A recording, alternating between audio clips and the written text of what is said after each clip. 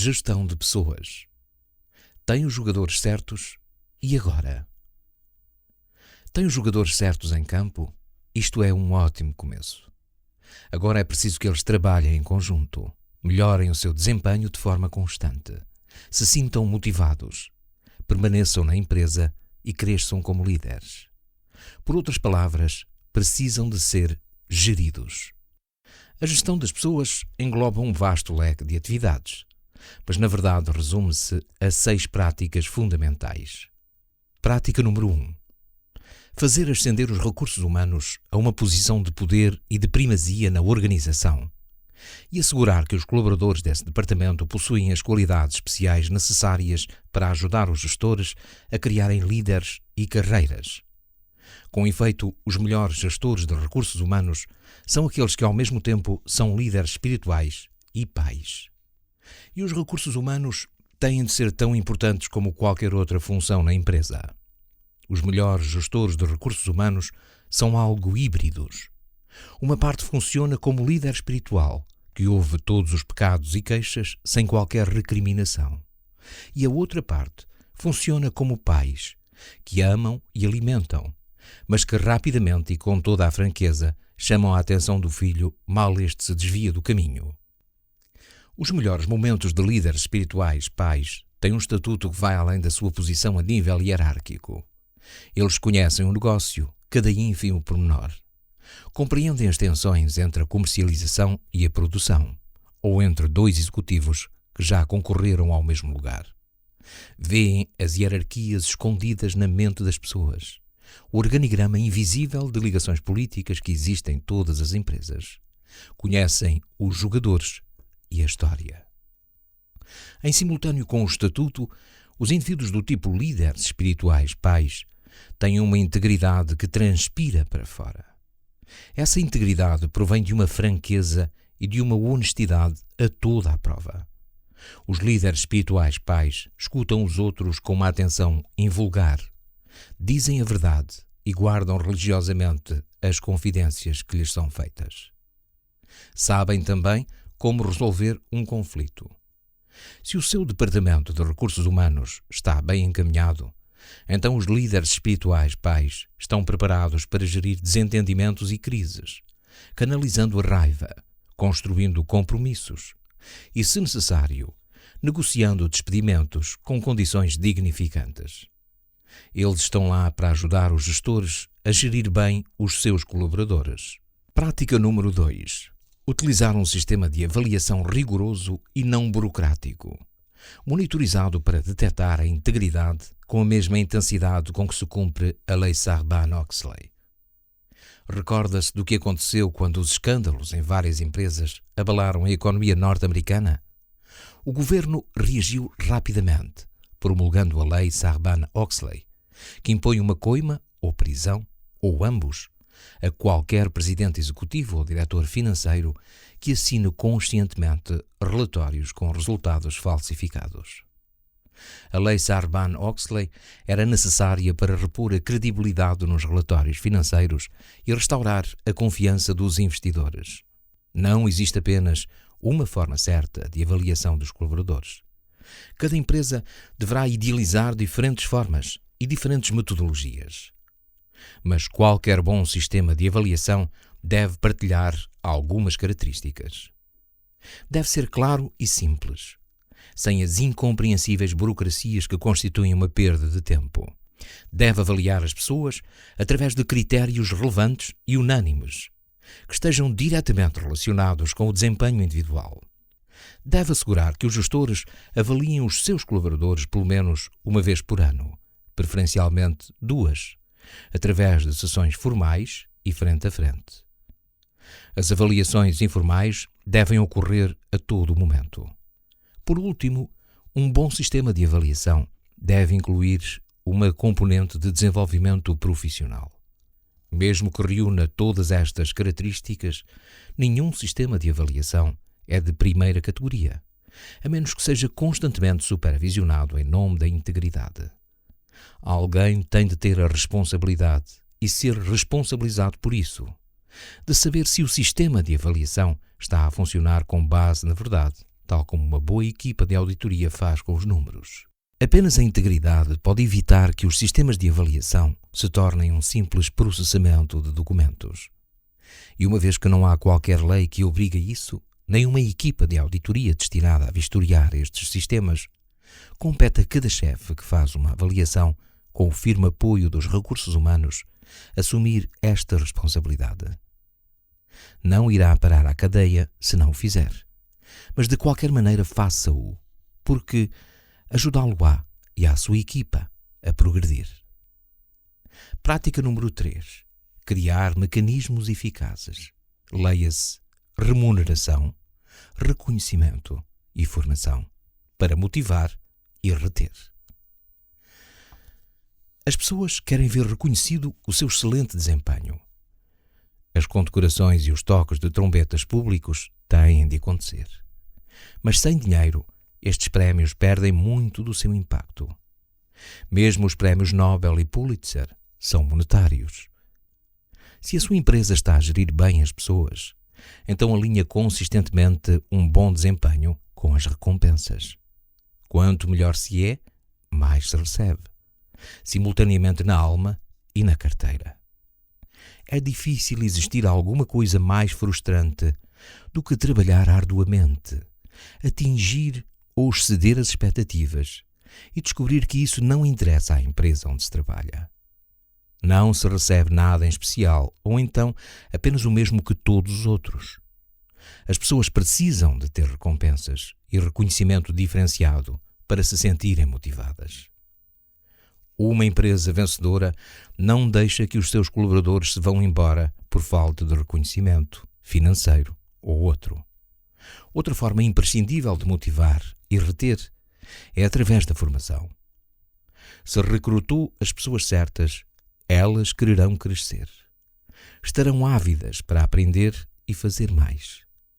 Os bons profissionais nunca pensam que já chegaram ao topo, mas estão sempre ansiosos para lá chegar. As empresas não podem prometer aos seus colaboradores emprego vitalício. A concorrência global é demasiado feroz e os ciclos económicos demasiado frequentes para que as pessoas possam dar tais garantias. Mas podem prometer que darão aos seus colaboradores todas as hipóteses de empregabilidade, competências que os tornarão mais atrativos se forem forçados a rescindir os contratos. Prática número 4. Encarar de frente os relacionamentos difíceis, com sindicatos, estrelas, pessoas inconstantes e desordeiros. Tal como as famílias, as empresas têm relacionamentos carregados de história e tensão.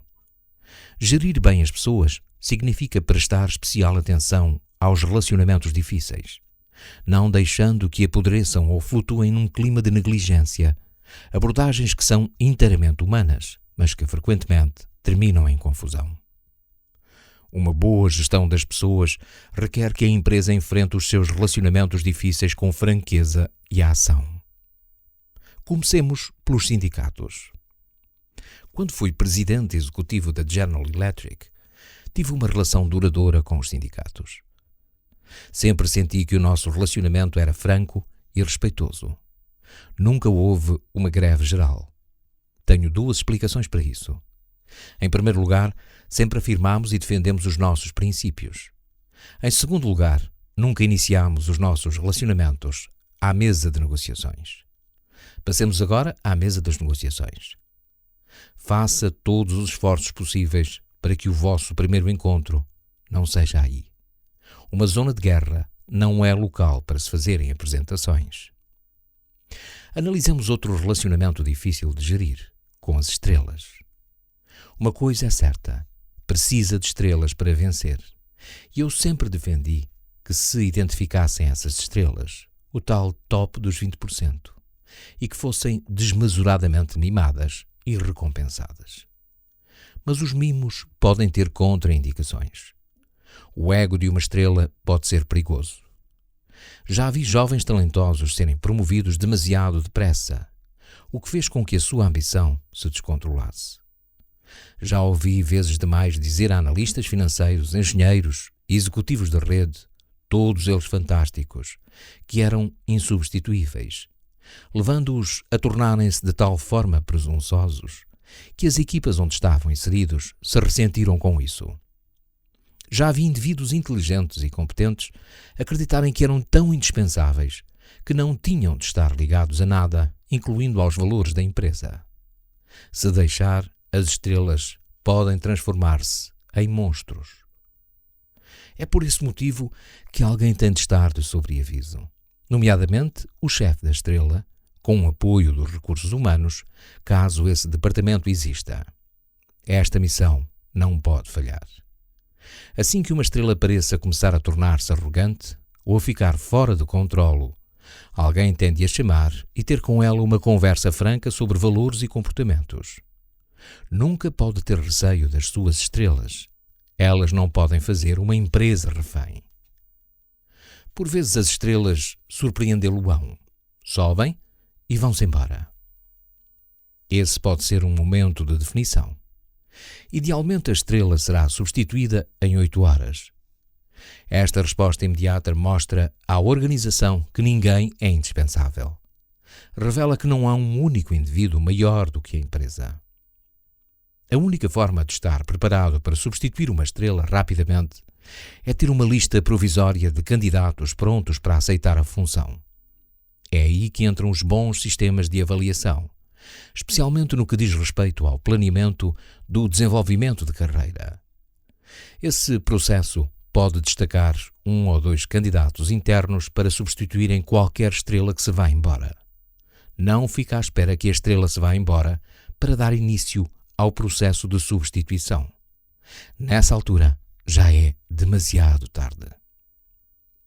Um terceiro relacionamento complicado é com aqueles a quem chamo de inconstantes. São colaboradores que já tiveram bons desempenhos, mas que estagnaram por qualquer razão, desde uma crise de meia-idade até uma desilusão relacionada com o trabalho.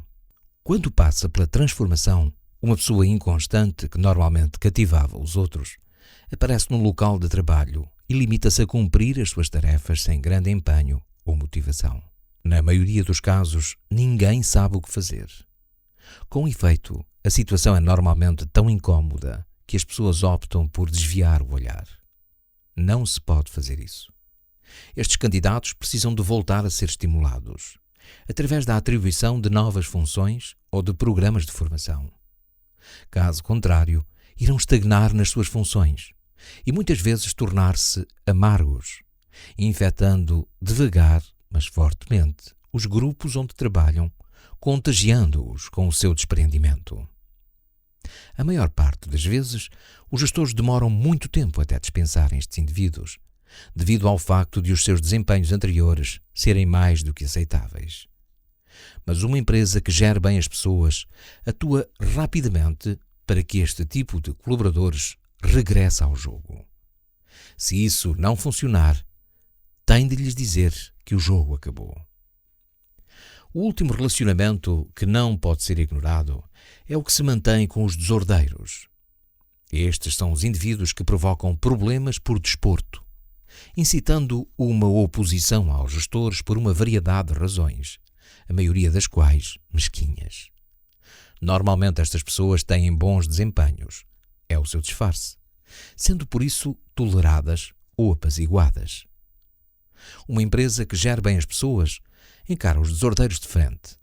Primeiro, faz-lhes avaliações duras, nomeadamente quanto ao seu mau comportamento, e pede-lhes que mudem de atitude. Normalmente, não mudam. Os desordeiros são um tipo de personalidade. Se for esse o caso, retire-os do caminho daqueles que estão a tentar fazer o seu trabalho. Eles são veneno. Prática número 5.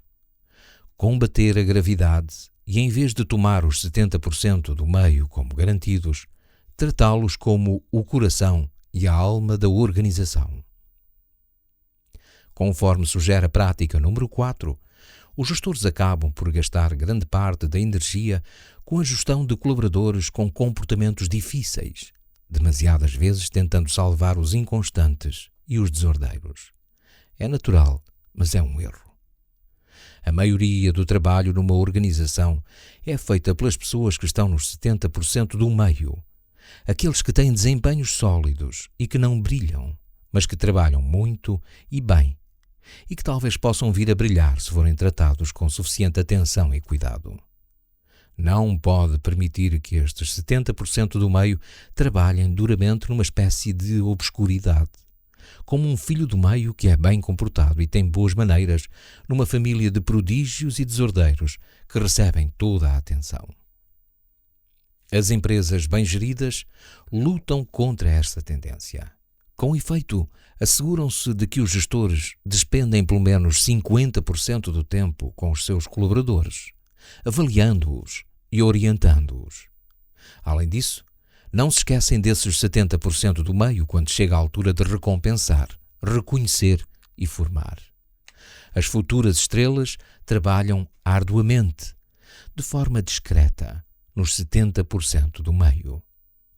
Uma boa empresa reconhece isso e torna claro que essa posição é apenas momentânea. Incentiva este grupo recorrendo a todas as ferramentas do seu kit de gestão das pessoas. A questão é, os 70% do meio são bastante importantes. São o coração e a alma, o núcleo central de qualquer empresa. Se pretende gerir bem as pessoas, não se pode esquecer da maioria. Prática número 6. Desenhar o organigrama da empresa da forma mais horizontal possível, com as relações hierárquicas e as responsabilidades claramente definidas. O meu objetivo não é descrever de que forma se consegue criar o organigrama perfeito. Cada empresa fará isso à sua maneira, baseada na sua dimensão e no ramo de negócio em que está inserida. Mas existem alguns princípios que se aplicam a todas as áreas. Se quer gerir pessoas de forma eficaz, ajude-as ao certificar-se que o organigrama é o mais claro possível, sem dar aso a outras interpretações. Deve apresentar um quadro claro com as relações de chefia e deixar óbvio quem é responsável por quais resultados. Por outro lado, não se esqueça que cada nível hierárquico numa organização produz uma nova iniciativa ou evento organizacional. É como o jogo infantil dos murmúrios, chamado telefone estragado. Cada vez que uma parcela de informação passa para outra pessoa, muda sempre alguma coisa. As hierarquias também provocam isso, acrescentando interpretações e rumores à medida que a informação vai subindo e descendo as escadas. A passagem da informação é tanto mais eficaz quanto menos degraus tiver a escada. As hierarquias têm outros vícios. Acrescem custos e complexidade a tudo. Abrandam os processos porque aumentam o número de aprovações e reuniões necessárias para que se avance.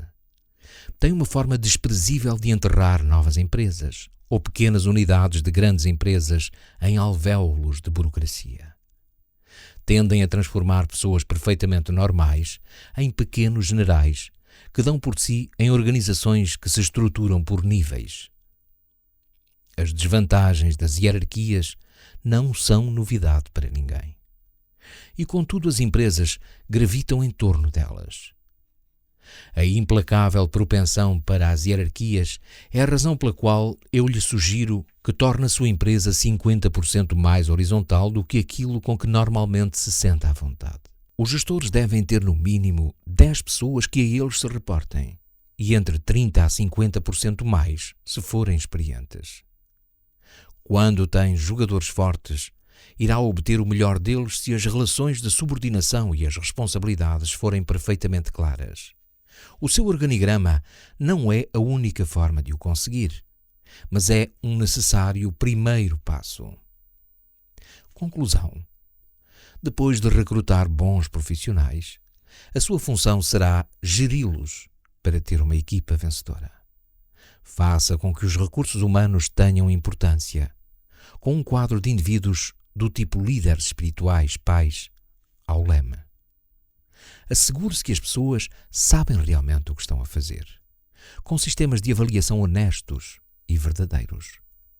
Motive e retenha de forma sensata, com remuneração, reconhecimento e formação. Encare os relacionamentos complicados sem vacilar. Preste bastante atenção à sua maior clientela, que se encontra nos 70% do meio. E por último, suavize e horizontalize o organigrama. Estas 6 práticas demoram tempo, isso é verdade. Mas as empresas não são edifícios, máquinas ou tecnologias. São pessoas. Formas de despedimento. É difícil deixar ir. Agora passemos à parte difícil. Nos 3 capítulos anteriores falei sobre os aspectos empolgantes e estimulantes do mundo do trabalho. Liderar, descobrir bons jogadores e gerir pessoas para se criar uma equipa vencedora.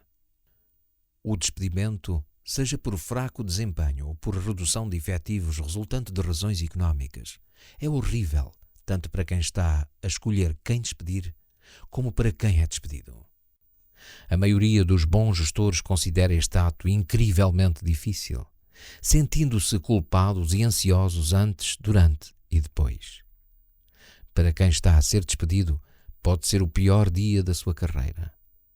Para alguns, o trabalho tem sido a sua identidade, uma rotina central, ou uma segunda família, e ser forçado a sair é uma espécie de execução pública.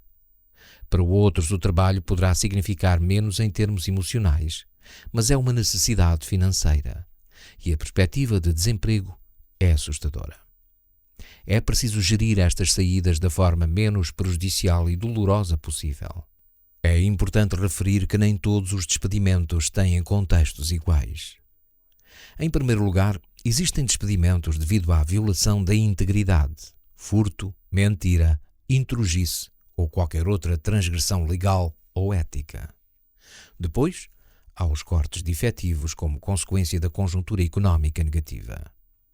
Por último, existem os despedimentos por fraco desempenho. Violações de integridade não requerem grandes reflexões. Nestes casos, não precisa de hesitar um único segundo antes de despedir alguém ou preocupar-se com isso. Faça-o simplesmente e certifique-se de que a organização sabe porquê, para que as consequências do incumprimento das regras sejam entendidas por todos. Cortes de efetivos, como consequência da situação económica, são mais complicados. Para a maioria dos gestores, a disponibilização de informação financeira situa-se entre estes extremos. A sua função é conseguir a máxima informação e disponibilizá-la aos seus subordinados o mais clara e frequentemente possível. Dessa forma, se tiver de avançar com um corte de efetivos, pelo menos as pessoas estarão minimamente preparadas para a situação. Debrucemos-nos agora sobre um outro complexo e delicado tipo de despedimento, que é quando um indivíduo tem de ser dispensado devido ao seu fraco desempenho. Infelizmente, aprende-se como despedir em circunstâncias de maior pressão. Nada o prepara para isso. Normalmente, os despedimentos por fraco desempenho não são tão preto no branco. Há muito mais zonas cinzentas acerca de quem fez o quê e o que correu mal para levar a esse desfecho. Por esta razão, existem 3 situações onde os gestores não despedem de forma correta. Não serem suficientemente rápidos, não serem suficientemente francos e falarem durante demasiado tempo. Então, como é que se pode despedir da maneira certa? Em primeiro lugar, nada de surpresas. Pode eliminar o fator surpresa de uma decisão de corte de efetivos como consequência da má conjuntura económica, se disponibilizar muita informação financeira. Mas como pode retirar esse efeito surpresa da zona cinzenta dos despedimentos por mau desempenho? A resposta reside no recurso a um rigoroso sistema de avaliação, com as suas revisões formais e informais regulares. Um bom processo de avaliação de desempenho é aquele que informa e prepara as pessoas da forma mais justa e aberta que conheço. Se as pessoas souberem qual é o seu lugar na empresa, nunca chega realmente a existir um despedimento. Quando as coisas não estão a funcionar, acaba por existir uma mútua compreensão de que chegou a hora de se ir embora. Em segundo lugar, minimize a humilhação. Para perceber o embaraço doloroso de um despedimento, terá primeiro de compreender a cronologia emocional da experiência. Para o chefe, a cronologia começa muito antes do acontecimento em si. Ao prepará-lo, sente-se nervoso, frustrado e angustiado.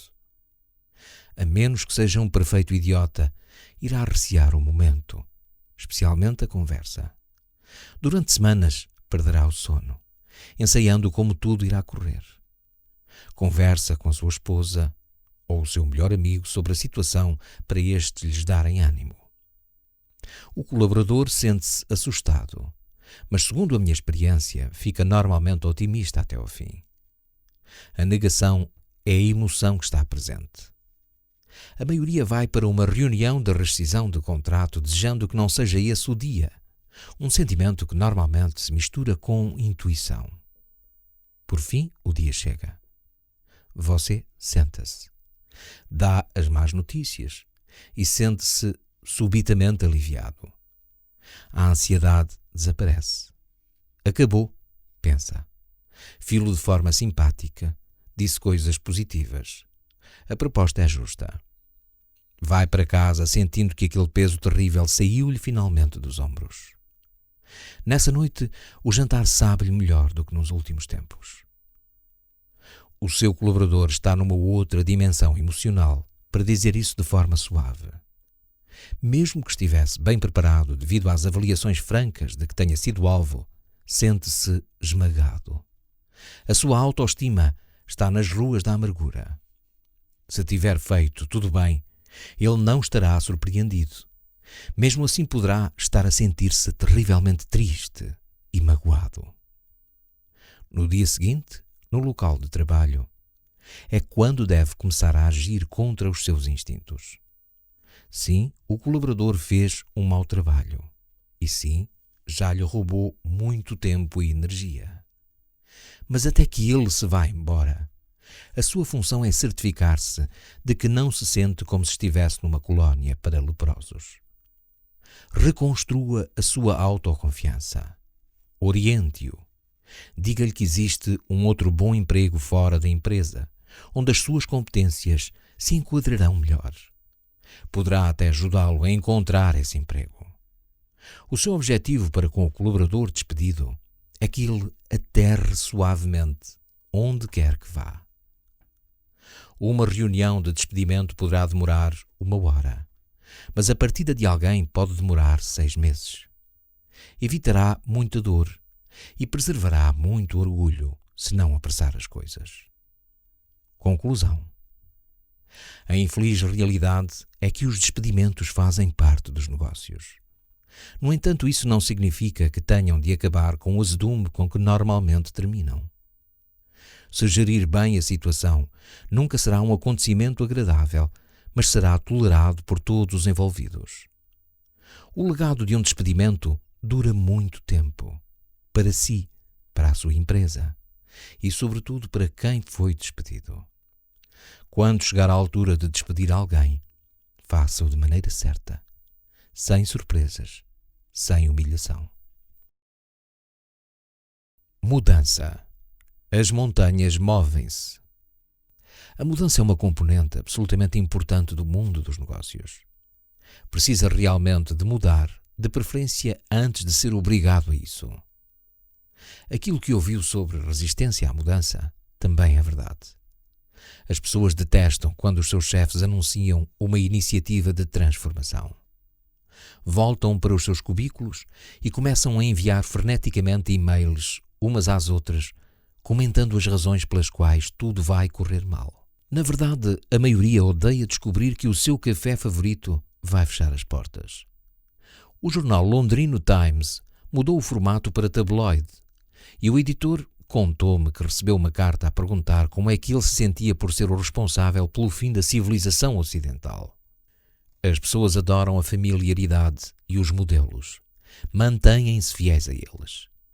O fenómeno está de tal forma enraizado que só pode ser atribuído à natureza humana. Porém, atribuir um comportamento à natureza humana não significa que tenha de ser controlado por ele. Gerir a mudança pode por vezes fazê-lo sentir que está a mover uma montanha. Mas a gestão da mudança pode também ser incrivelmente estimulante e compensadora, sobretudo quando começa a haver resultados.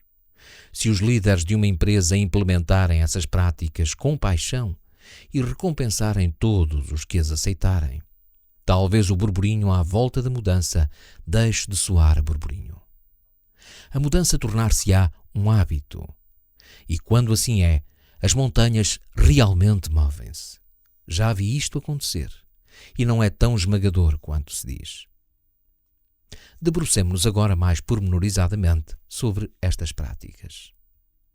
Primeiro, associe cada iniciativa de mudança a um propósito ou objetivo claro.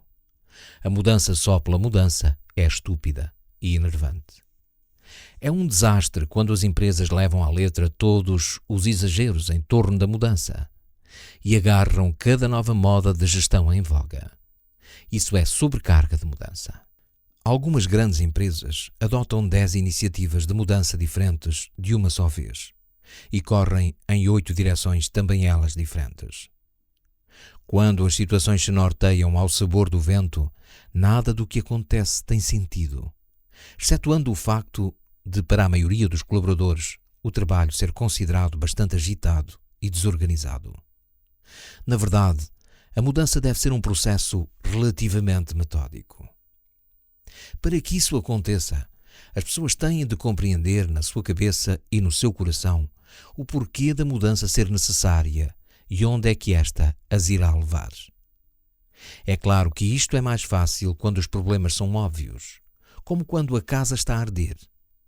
Se os lucros estiverem a diminuir, um concorrente tiver descido os preços em 20% ou surgir um novo produto que ameace completamente a sua posição de mercado. A mudança é ainda mais facilitada quando os meios de comunicação social acompanham o assunto e escrevem artigos sobre a sua iminente derrocada. Muitas das viragens mais notáveis ocorridas em grandes empresas na última década contaram com esta ajuda. A General Motors, a IBM, a Xerox contam-se entre os exemplos. Quando o mundo inteiro conhece o problema, o vento sopra a seu favor. Mas por vezes a necessidade de mudança não está escrita no céu. As ameaças competitivas apenas parecem estar a emergir. Poderão nem sequer ser reais, ou poderão ser a sentença de morte da sua empresa. Você não sabe, e mesmo assim terá de reagir. Em situações deste género, dispor de muita informação e fazer uma comunicação implacável sobre os fundamentos lógicos da mudança no seu negócio são as melhores armas que tem. Nas grandes empresas, os apelos à mudança são frequentemente recebidos com um simpático acenar de cabeça. As pessoas aprovam a sua apresentação e concordam que, atendendo a todos os dados apresentados, ela é necessária. Depois regressam às suas tarefas e tudo continua como antes. Se a empresa tem passado por muitos programas de mudança, os colaboradores consideram-no assim como um ataque de cólicas, ou seja, acabará por desaparecer se eles esperarem o suficiente. Este ceticismo infiltrado é a principal razão para que alguém que esteja a liderar um processo de mudança não recorra a slogans desprovidos de sentido e, em vez disso, apresente argumentos sólidos e persuasivos fundamentados no negócio. Com o passar do tempo, a lógica acabará por ganhar. Segundo, recrute e promova apenas pessoas que acreditem na mudança e que a concretizem. Quem está envolvido no mundo dos negócios costuma defender que gosta da mudança. Dizer o contrário atualmente seria um suicídio profissional. Com efeito, é bastante comum ver alguém descrever-se no seu currículo como um agente de mudança. É ridículo. Segundo as minhas contas, os verdadeiros agentes da mudança englobam menos de 10% de todos os homens de negócios. Estes são os verdadeiros crentes, os que defendem a mudança, sabem como fazê-la e adoram cada segundo do processo. Uma significativa maioria, cerca de 70% a 80%, poderá não liderar a mudança, mas assim que esteja convencida que esta é necessária, diz: está bem, avancemos. Os restantes são os resistentes. Para fazerem com que a mudança aconteça, as empresas têm de recrutar e promover de forma ativa apenas os que acreditam nela e os que realmente concretizam os projetos. Mas se todos dizem que gostam da mudança, como é que pode saber quem são os que acreditam mesmo nela? Felizmente, por norma, os agentes da mudança dão-se a conhecer. Eles são tipicamente impetuosos, altamente enérgicos e um pouco paranoicos com o que o futuro lhes reserva. Muito frequentemente inventam iniciativas de mudança que assumem por sua conta e risco ou pedem para as liderar. De uma maneira geral, são curiosos e olham sempre mais à frente. Têm coragem. São relativamente destemidos em relação ao desconhecido. Algo dentro deles faz com que as coisas aconteçam sem uma rede de segurança. Se falham, sabem que se conseguem levantar, sacudir o pó dos fatos e seguir em frente. São insensíveis ao risco, o que lhes permite tomar decisões importantes sem disporem de muita informação. Terceiro, descubra e veja-se livre dos resistentes, mesmo que o seu desempenho seja satisfatório. Quando chega a hora de mudar, esta é a prática mais difícil de implementar. No capítulo anterior abordei o quanto é difícil despedir alguém, mas é particularmente difícil despedir as pessoas que, na verdade, não estão a fazer nada de errado e que podem, de facto, estar a cumprir bem as suas funções. No entanto, em qualquer organização, existe um núcleo de pessoas que não irá aceitar a mudança, independentemente da validade dos argumentos que justifica tal necessidade. Ou as suas personalidades não conseguem aceitar isso, ou estão tão envolvidas, emocional, intelectual e politicamente, na forma como as coisas são, que não conseguem ver a maneira de as melhorar. Estas pessoas têm normalmente de ser dispensadas. Pode soar um pouco ríspido, mas não estará a fazer um favor a ninguém ao manter os resistentes na organização. Eles promovem a resistência oculta e deitam abaixo a moral dos que apoiam a mudança. Perdem o seu tempo numa empresa onde não partilham a visão e devem ser encorajados a procurar uma em que acreditem. Já vi gestores manterem os resistentes devido à sua competência específica ou porque já estão na empresa há muito tempo. Não faça isso. Se optar por essa via, fará com que os resistentes se tornem conservadores ainda mais extremistas e, portanto, que os seus seguidores se envolvam cada vez mais nessa ideia à medida que o tempo passa. Eles matam a mudança. Livre-se deles o mais cedo possível. Quarto, procure por entre os escombros. A maioria das empresas capitaliza as oportunidades óbvias. Quando um concorrente falha, elas avançam para conquistar os clientes dele. Quando uma nova tecnologia emerge, investem nela e criam extensões da linha de produto. Para ser uma verdadeira organização de mudança, também tem de ter a coragem de olhar para os eventos mais imprevisíveis, assustadores e arrojados, avaliá-los e aproveitar ao máximo as oportunidades que eles oferecem. Esta capacidade requer uma certa determinação e, por vezes, um grande estômago, mas as recompensas podem ser enormes. As falências são outro mal que proporciona todos os tipos de oportunidades. São trágicas para os colaboradores. Ficam sem emprego e as pensões evaporam-se no ar. Mas também se podem criar postos de trabalho e erguer o futuro a partir das cinzas. Conclusão. Com todo o burburinho sobre a mudança, é fácil ficar esgotado e confuso. Porém, há apenas 4 práticas que contam. Comunique um argumento lógico e sólido em cada mudança. Tenha as pessoas certas ao seu lado. Livre-se dos resistentes. E aproveite a oportunidade mais pequena, mesmo aquela que provém do infortúnio de alguém. É disto que se trata. Não seja apanhado com as calças na mão por causa da mudança. Não há necessidade disso. Gestão de crise. De "Oh meu Deus, não" para "Sim, estamos ótimos". As crises acontecem.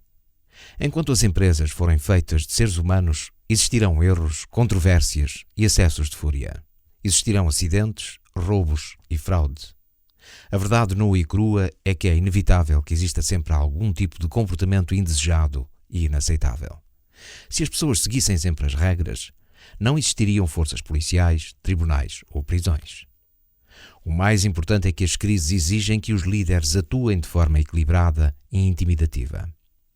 Por um lado, têm de recorrer a tudo o que possuem para compreender e solucionar a crise. Têm de desencadear uma corrente de tempo e energia dentro de si para apagar o fogo. Simultaneamente, têm de fechar as atividades relacionadas com a crise num compartimento e continuar como se nada de errado se passasse. É isso que normalmente os líderes negligenciam e depois lamentam. Quando se concentram apenas na crise, isso pode arrastar consigo toda a organização, mergulhando-a num remoinho de culpa, temor e paralisação. Cada crise é diferente. Algumas são inteiramente de âmbito interno, com soluções rápidas. Outras são grandes acontecimentos cobertos pelos média, com todos os tipos de ramificações jurídicas. O caráter único de cada crise dificulta o estabelecimento de regras para as ultrapassar. Eis alguns aspectos a ter em conta numa crise. Existe uma perspectiva reconfortante na gestão da crise, segundo a qual raramente se tem de passar duas vezes pelo mesmo desastre. Portanto, pode ser proativo na prevenção de algumas crises. Dispomos de 3 opções nesta prevenção, e a maioria das empresas têm as primeiras 2 bastante enraizadas. A primeira tem a ver com um controle bastante apertado, sistemas contabilísticos e financeiros disciplinados com processos de auditoria interna e externa muito rígidos. Os gestores de linha de uma organização devem ser chamados a rever e a agir sobre todas as conclusões das auditorias. A segunda via consegue-se através da aplicação de bons processos internos, tais como procedimentos de recrutamento rigorosos, revisões de desempenho francas e programas de formação abrangentes que façam com que as políticas seguidas pela empresa sejam claras como o cristal. A terceira via é menos habitual e é certamente menos praticada. Uma cultura de integridade que significa honestidade, transparência, justiça e uma rigorosa adesão às regras e aos regulamentos. Neste tipo de culturas não pode haver falsos acenos de cabeça ou pescadelas de olhos. Quem quebra as regras não sai da empresa por razões pessoais ou para passarem mais tempo com a família. É julgado publicamente e as razões tornam-se dolorosamente claras para todos. A prevenção não é, de modo algum, uma ciência perfeita, mas é a sua primeira linha de defesa contra uma crise. Não se apoie na dura experiência para criar imunidade, a menos que tenha mesmo de o fazer. Analisemos rapidamente a forma como as crises tendem a desenrolar-se e a fluir até ao seu desfecho. Existem 5 aspectos que pode ter em conta sobre o desenrolar de uma crise. Não são fórmulas exatas para gerir uma crise, mas estou convicto que irão fornecer-lhe orientação à medida que passe da fase do "oh meu Deus, não" para uma nova fase de "sim, estamos ótimos". Princípio 1. O problema é pior do que parece. A grande maioria é muito maior em abrangência do que algumas vezes poderia imaginar quando recebeu o primeiro telefonema, e irá durar mais tempo a tornar-se ainda mais complicada. Mais pessoas do que julga estarão envolvidas, mais advogados do que pensa irão meter o nariz no assunto, e serão ditas e publicadas coisas que ultrapassam o seu pior pesadelo. Prepare-se mentalmente desde o início. Enfrente cada crise partindo do princípio que o pior ocorreu na sua organização e que é responsável pelo problema. O que aqui interessa é que não deve vacilar ao primeiro sinal de crise. Adote uma atitude mental em que o cenário é o mais negro possível e comece a escavar. Princípio 2. Não existem segredos no mundo e todos acabarão por descobrir tudo.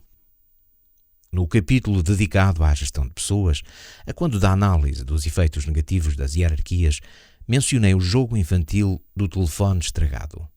Nesse jogo, a primeira pessoa num círculo murmura um segredo à segunda, que o passa à terceira e vai rodando até que a última pessoa anuncie que a mensagem chegou até si.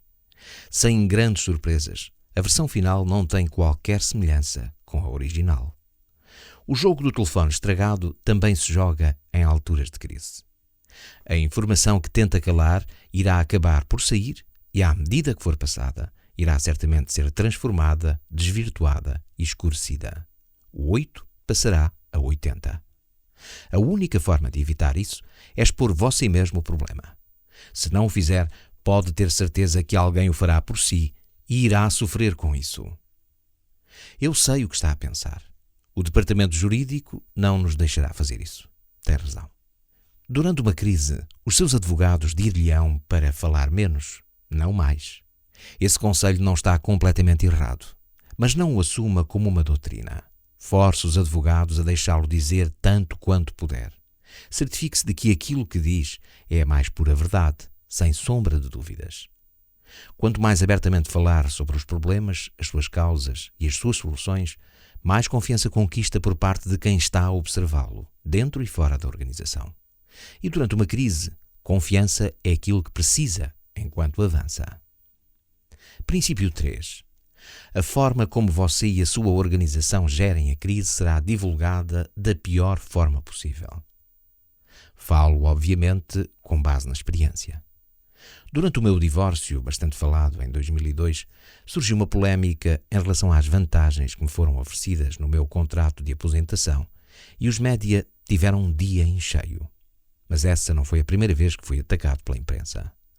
Não muito depois de ter assumido o cargo de presidente executivo, durante um período de larga escala de despedimentos fui apelidado de Neutron Jack, o Jack Neutrão, nome derivado da bomba de neutrões que deixa os edifícios de pé, mas mata as pessoas. Um ano mais tarde, fui considerado um dos chefes mais duros da América, e acreditem, não era no sentido positivo. Os ataques públicos são terríveis. Sente-se indignado e furioso. Não importa o quanto inocente pensa estar, ou a forma exemplar como considera que a sua organização está a gerir os seus problemas. Os jornalistas não vão contar a história como a vive. Eles vão contar a história como a veem. É assim que os negócios funcionam. Em alturas de normalidade, geralmente sente-se feliz com a leitura positiva feita pelos jornalistas. Ao longo da minha carreira obtive mais do que a minha justa quota-parte de cobertura jornalística positiva. No entanto, durante uma crise, todas as apostas estão em baixo. Você e a sua organização serão retratados à luz de uma imagem tão negativa que nem se irão reconhecer. Não baixe os braços. Poderá querer fazer isso, mas não pode. Além de divulgar a extensão do seu problema, como já referimos no princípio anterior, tem de se levantar e definir a sua posição antes que alguém o faça por si. Se não o fizer, a sua falta de visibilidade será assumida como uma admissão de culpa. Da mesma forma que, para os leigos, mas não para os advogados, uma pessoa parece culpada quando não assume a sua própria defesa. Nem todas as crises organizacionais têm um rosto público. Um gestor intermédio vai embora e leva consigo a equipa. A reorganização de uma área de negócio ou de uma unidade provoca grande perturbação e desordem. Um grande cliente deixa de negociar com uma empresa, queixando-se do serviço. Um colaborador que foi despedido faz acusações furiosas de discriminação por parte dos gestores séniores. Mesmo que os média não tenham qualquer interesse nestes acontecimentos, quem trabalha consigo tem. Continuam a aplicar-se os mesmos princípios. Debata abertamente a situação. Defina a sua posição. Explique as causas do problema e de que forma está a lidar com ele. Tal como sucede durante as grandes crises públicas, nunca se esqueça que tem uma empresa para gerir. Tenha a certeza que continua a funcionar. Princípio 4. Irão ocorrer mudanças no que diz respeito aos procedimentos e às pessoas. Quase nenhuma crise termina sem que corra algum sangue. A maior parte das crises termina oficialmente com algum tipo de acordo, financeiro, jurídico ou outro. É então chegada a altura da limpeza, e limpeza significa mudança. Os processos normalmente são os primeiros a ser vistoriados. Parece horrível dizer isto, mas uma crise raramente termina sem derramamento de sangue. Não é fácil nem agradável, mas infelizmente é muitas vezes necessário para que a empresa possa voltar a seguir em frente. Princípio 5. A organização irá sobreviver e sairá mais fortalecida com o que aconteceu. Não há uma crise com a qual não se possa aprender, mesmo que odeie cada uma delas. Depois de uma crise terminar, existe sempre a tendência para arrumar as coisas numa gaveta. Não faça isso. Use uma crise por tudo aquilo que ela vale. Ensine as lições que retirou sempre que tiver oportunidade. Ao fazê-lo, disseminará imunidade. Conclusão. Existirão sempre crises. E quando surgem, é horrível. Sentimos-nos como se a nossa casa estivesse a arder e não conseguíssemos sair de lá de dentro. Por mais difícil que possa parecer, tente lembrar-se no calor do momento que as chamas acabarão por se apagar. E irão apagar-se por causa do que fizer. Enfrentará a enormidade do problema e será detentor da solução deste, ao mesmo tempo que terá de gerir a empresa como se houvesse um amanhã. É então que um dia se apercebe que o amanhã já chegou. O fumo já se dissipou e as peças danificadas da estrutura terão de ser substituídas ou reparadas. Nunca se sentirá feliz com o que aconteceu, mas ao olhar para trás verá alguma coisa que talvez o surpreenda. Tudo parece melhor do que nunca. Estratégia. O segredo está no molho. A estratégia é um jogo estimulante que se respira e é totalmente dinâmico. É divertido e rápido e está vivo. Na vida real, a estratégia é, na verdade, bastante direta. Escolhe um rumo e segue-o.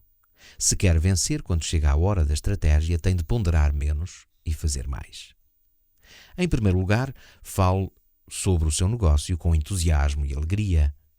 Uma forma inteligente, realista e relativamente rápida de conseguir uma vantagem competitiva sustentável.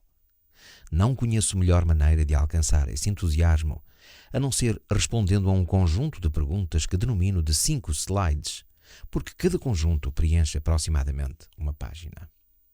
Em segundo lugar, coloque as pessoas certas nas funções certas para conseguir dinamizar o entusiasmo. Em terceiro lugar, procure aplicar as melhores práticas para obter entusiasmo, seja a nível interno ou externo. Adapte-as e melhore-as continuamente. A estratégia dissemina-se quando tem uma dinâmica de aprendizagem, onde as pessoas anseiem diariamente por melhorar o seu trabalho. O que é estratégia, senão distribuição de recursos? Estratégia significa fazer escolhas claras sobre como competir. Não pode ser tudo para todos, independentemente da dimensão da sua empresa e do capital disponível. As lojas da esquina aprenderam que a sua sobrevivência depende da descoberta de uma posição estratégica onde ninguém as consiga vencer. As grandes empresas enfrentam o mesmo desafio. O primeiro passo para tornar uma estratégia real é descobrir o entusiasmo necessário para conseguir uma vantagem competitiva sustentável. Por outras palavras, descobrir uma informação vital sobre como vencer. Para isso, precisa de debater, atacar, mergulhar e, por fim, responder a 5 conjuntos de perguntas. Ao entrar neste exercício, parto do princípio que tem uma estratégia para começar, quer esteja escrita ou apenas delineada na sua mente. Ter uma estratégia não significa tê-la a funcionar. Os 5 slides de que vamos falar são uma forma de testar a sua estratégia, ver se essa estratégia está a conduzi-lo onde deseja e descobrir como dar a volta ao assunto caso não esteja a ponto de ter que alterar por completo. Se bem que outros possam discordar, para mim a estratégia é a função do presidente executivo ou do líder de uma unidade de negócio que a devem partilhar com os seus subordinados diretos. Os 5 slides abordam 5 pertinentes questões. Primeiro slide. A que é que se assemelha atualmente o campo de jogo? Ou seja, quem são os concorrentes neste negócio, grandes e pequenos, recentes e antigos? Quem tem que cota do mercado globalmente em cada mercado? Onde é que nós nos encaixamos? Quais são as características deste negócio? É uma mercadoria ou um produto de elevado valor ou situa-se algures no meio de ambos? É de ciclo longo ou curto? Onde é que se encontra na curva de crescimento? Quais são os motores de lucro? Quais são as forças e fraquezas de cada concorrente? Qual a qualidade dos seus produtos? Quanto é que cada um deles depende em I&D? Qual a dimensão de cada grupo de vendedores? Até que ponto cada cultura é orientada pelo desempenho? E, finalmente, quais são os principais clientes desta área de negócio e de que forma realizam eles as suas compras? Resolvemos o problema ao decidir que as áreas de negócio tinham que definir o seu mercado de forma a que a sua cota em qualquer mercado onde estivessem inseridas não pudesse ser superior a 10%. Dada essa restrição, fomos obrigados a estipular todo um novo raciocínio e as oportunidades de crescimento surgiram, de repente, de todos os lados. Segundo slide. O que é que a concorrência tem andado a fazer?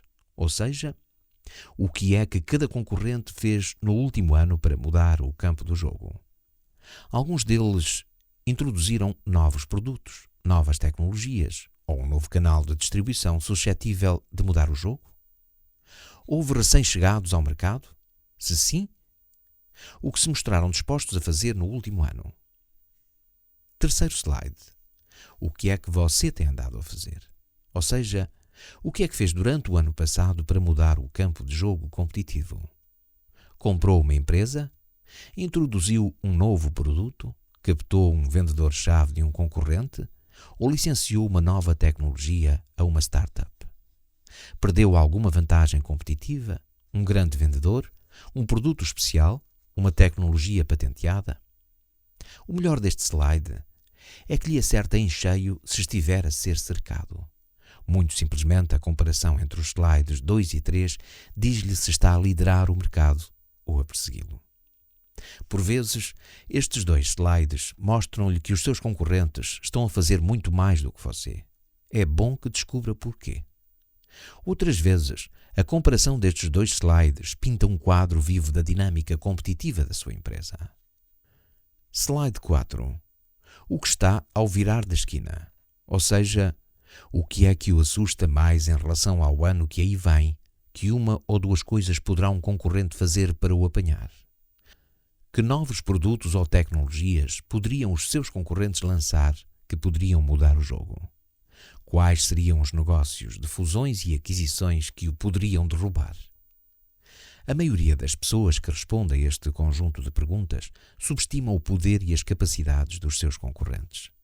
Muitas vezes partem do princípio que os concorrentes irão sempre encarar as coisas da mesma forma que elas o fazem, no slide 1, que nunca irão mudar.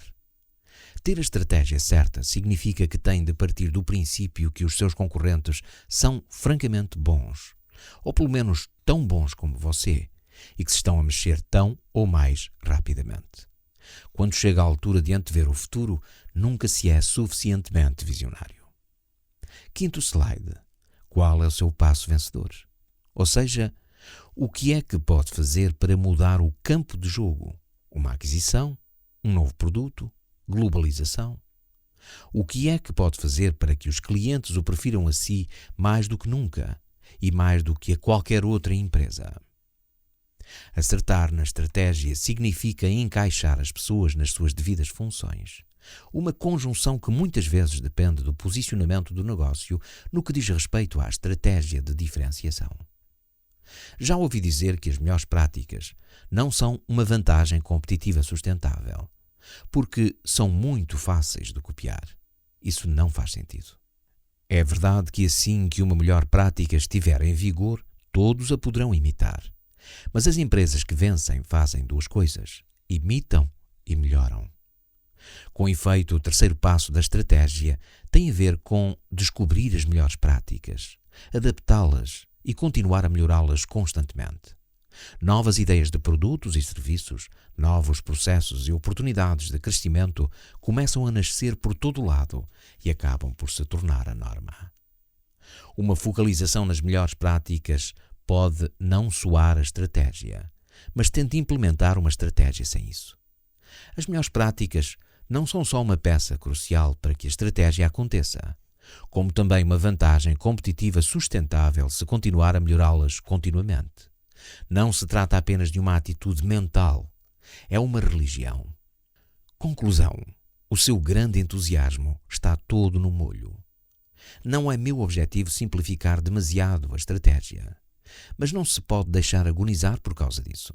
Descubra o entusiasmo e estabeleça a direção. Coloque as pessoas certas em funções e trabalhe que nem um doido para executar melhor do que qualquer outro, descobrindo melhores práticas e melhorando-as diariamente. Pode não gerir uma loja de bairro, mas quando estiver a criar uma estratégia, haja como se estivesse. Orçamentação. Reinventar o ritual. O processo de orçamentação é a prática mais ineficaz de gestão na maioria das empresas.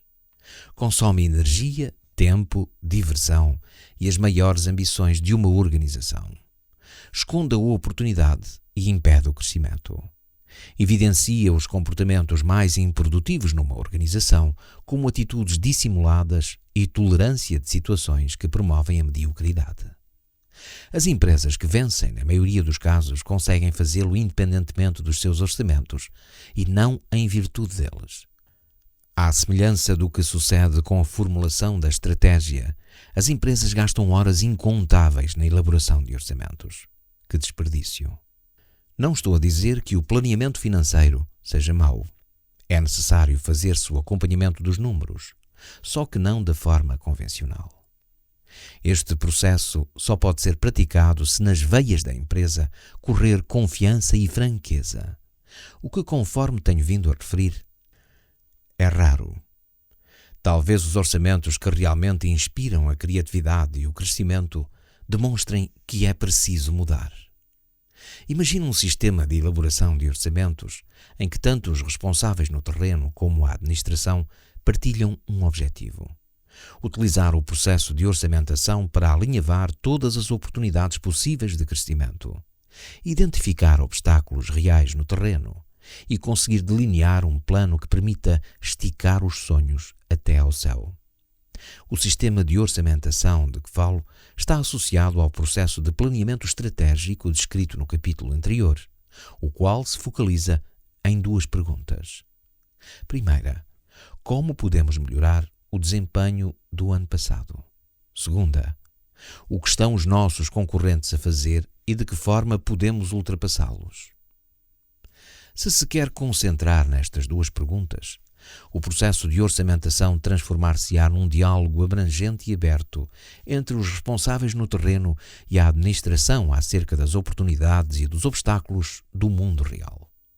Através destes debates, os dois lados da mesa conseguem, em conjunto, delinear um cenário de crescimento que não é negociado nem imposto e que, de facto, não pode ser chamado de orçamento.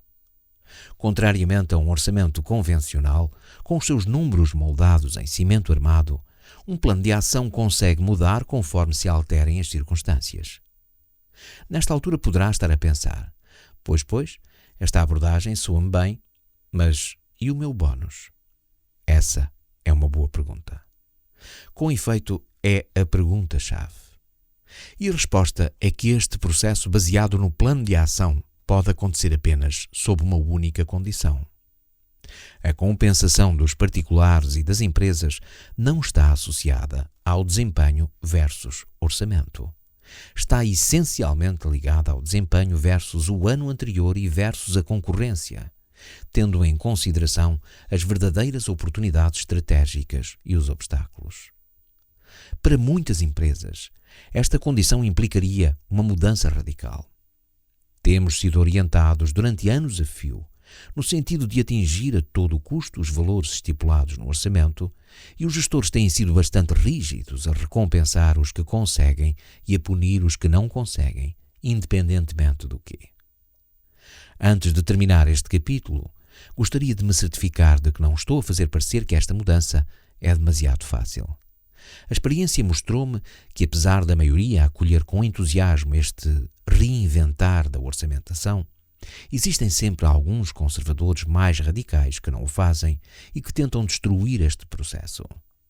Normalmente estão muito presos à tradição para que consigam desprender-se da velha ligação entre objetivos e bónus. Conclusão. Quando falo para audiências de empresários sobre a forma correta de elaborar orçamentos, independentemente da indústria ou país, sou frequentemente alvo da mesma pergunta: O processo de orçamentação da minha empresa está demasiado enraizado para mudar da forma como descreve. O que posso fazer? A minha resposta é: não desistam. É demasiado importante. Existe uma forma de abordar o orçamento que destrói a antiga maneira de o elaborar e lhe oferece algo muito melhor em sua substituição.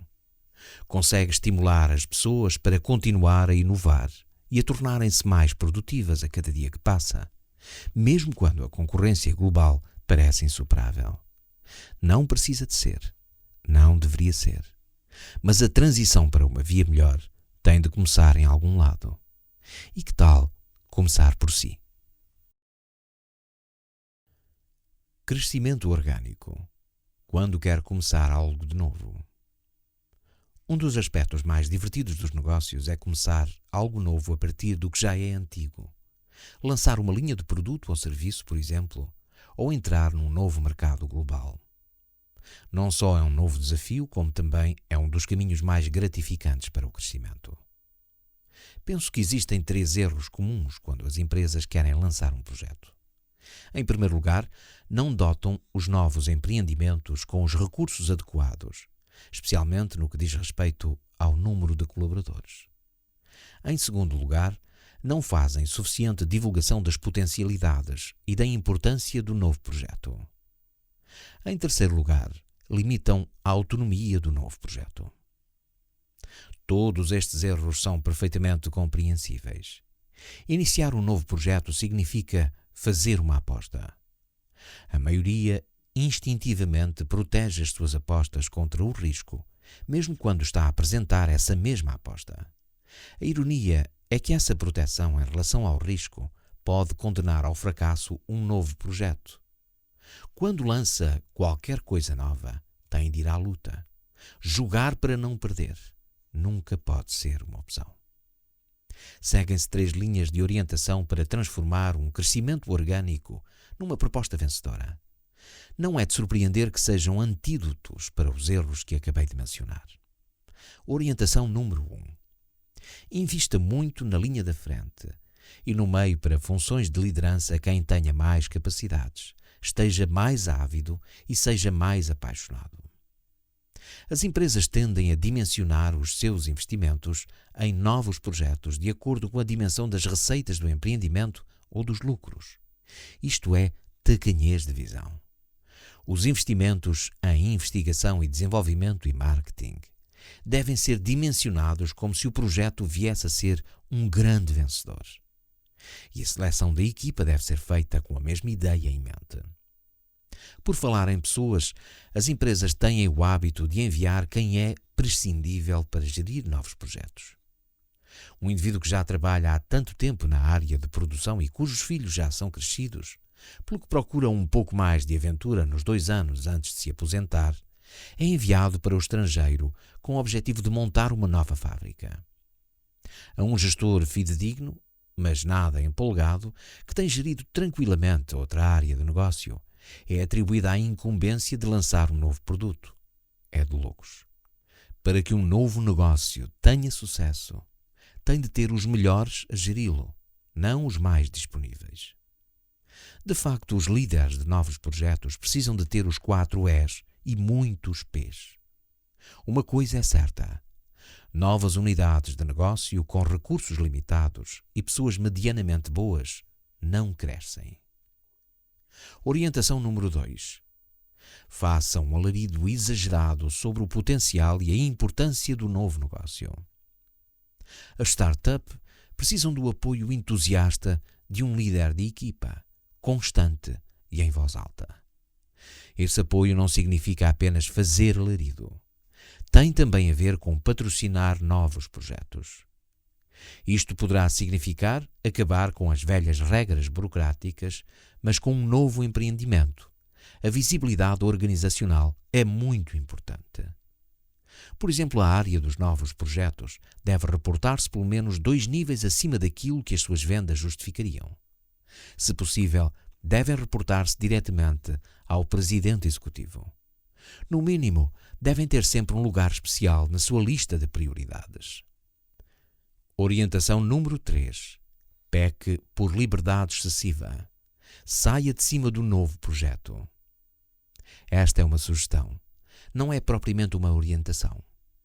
Porque quando chega a altura de pensar no grau de autonomia que será dado a um novo projeto, não existe qualquer fórmula, apenas um processo convencional. O principal a reter é, ao longo de todo este processo, dê a um novo projeto mais liberdade do que aquela que gostaria de dar, nunca menos. Encontrar o equilíbrio entre apoio, supervisão e regulação de um novo projeto não é muito diferente do que tem de fazer quando o seu filho vai para a universidade. Nessa altura fica entregue a si próprio e o que mais deseja é que ele assuma total responsabilidade pela sua vida. Raramente as três orientações se verificam em conjunto, mas se isso acontecer, fique atento. Conclusão. Em cada uma das vossas empresas há oportunidades à espera de todas as dimensões e feitios. Agarre-as. Selecione pessoas apaixonadas e determinadas para as liderar. Dê-lhes todos os recursos que puder e oxigênio para respirar. O crescimento é fantástico e no mundo dos negócios nem sempre se tem de começar na garagem. Não há nada como a alegria e a emoção de começar qualquer coisa, especialmente dentro de algo que já existe.